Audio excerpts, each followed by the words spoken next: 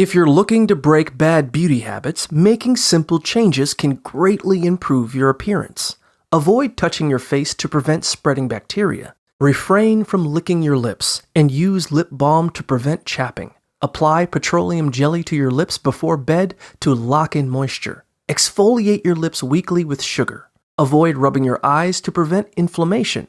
Resist touching pimples to prevent scarring. Use tea tree oil to reduce inflammation of pimples. Adjust sleeping temperatures gradually to avoid dry skin. Use fabric-colored hairbands to prevent damage. Avoid heated cosmetics to maintain healthy hair. Air dry your hair when possible and use heat protection serum before styling. Wash your hair less frequently to prevent dryness. Use a nibble inhibitor to stop nail biting. Cover nails with gloves or adhesive bandages to prevent biting. Distract yourself with gum or toys when feeling the urge to bite nails. Keep your nails looking pretty to discourage biting. Maintain a healthy diet to promote nail health. Keep nails short to prevent breakage and reduce temptation to bite. Apply nail and cuticle creams daily to keep nails hydrated and strong.